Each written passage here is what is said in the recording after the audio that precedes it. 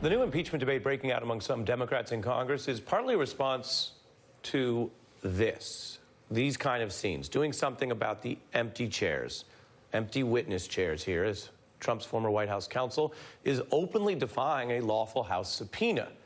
And now that same committee is applying new pressure with a subpoena to Hope Hicks, a Trump confidant, and a Republican lawmaker has now said Trump did commit impeachable offenses. So pressed about all of this and whether to consider a probe, take a look at what Speaker Pelosi has done here, trying to basically brush aside much of the debate with a broad reference to patriotism. Doesn't it put more pressure on you that a conservative Republican says the threshold for impeachment has been met? No. No? No. Why? Well, we have to, we're not, this isn't about politics, it's not about passion, it's not about prejudice, it's not about politics, it's about patriotism. It's about patriotism. But the problem with that talking point would seem to be that those arguing that the president violated the Constitution and shouldn't get away with it have a rationale for doing something. And it's also, they say, called patriotism. To dig into this, I have the politics editor for TheRoot.com, Jason Johnson, and Daily Beast columnist Margaret Carlson. Good day to both of you. Good to see you, Ari.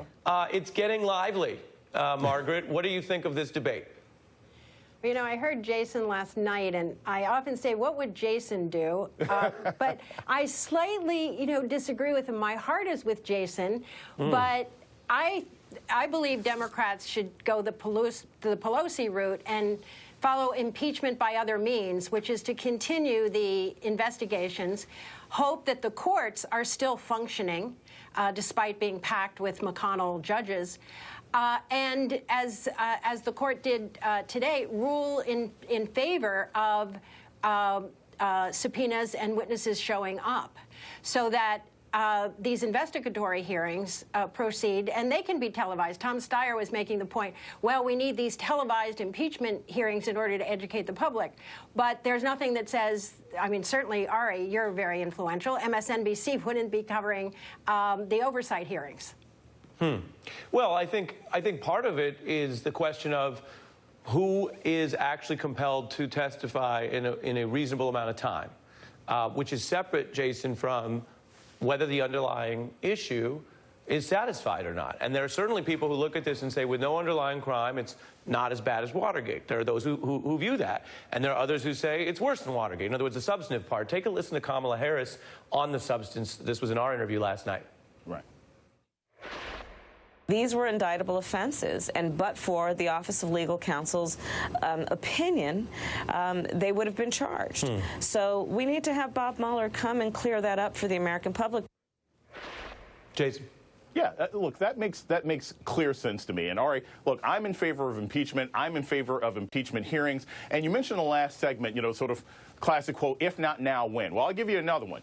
If Nancy Pelosi can't do it, it can't be done, right? Like, she is one of the most powerful speakers that we've had. She has a number of people in her party and her base who are saying this needs to get done. There is no reason to present the process. There is a 50 Cent song by that name, but he's not the only person, of course, who used the phrase. I figured you'd catch it. Were you embedding a secret 50 Cent Easter egg? I was embedding that Easter egg. I didn't want to give you a spoiler beforehand, but I figured you'd pick it up. You delight me, Jason. Go on. Thank you.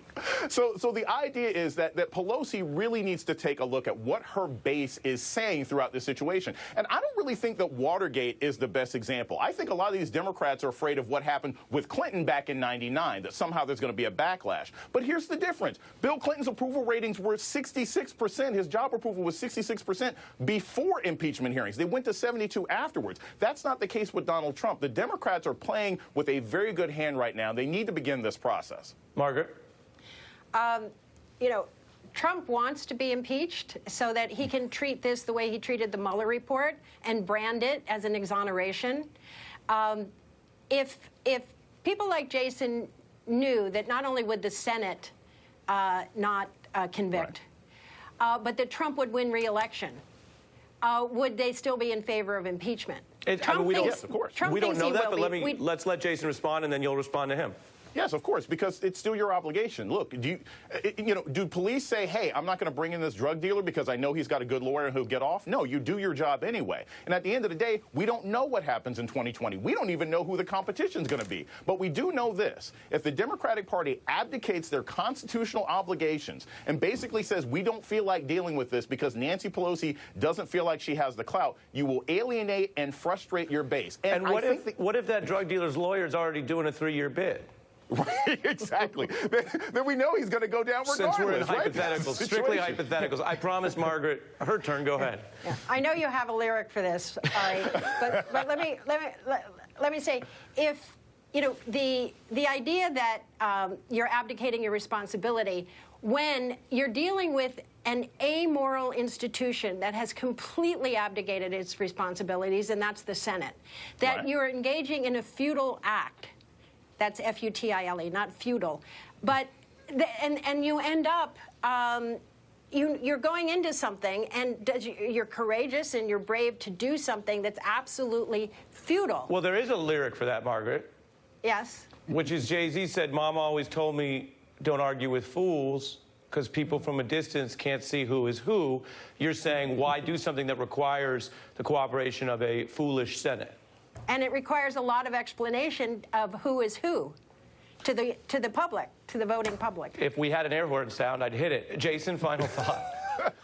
I got to tell you this, but the same thing happened in 1999. The Senate would be forced to justify not looking at the articles of impeachment that passed in the House. That would actually be more damaging for them. Democrats can't keep operating off of what they think will make Trump happy. They've got to do what's constitutionally required, what their base requires, and what simple notions of justice require. And I'll say, just listening to both of you, I feel the same way I felt at the end of the first discussion, which is torn by really well-made and interesting arguments. So it's actually fascinating that the Democrats, having pushed it to this level, we're now hearing from so many people, and that is a sign of a tough call, but also an interesting debate, especially given the unusual president that the Congress is dealing with. My special thanks to Margaret and Jason.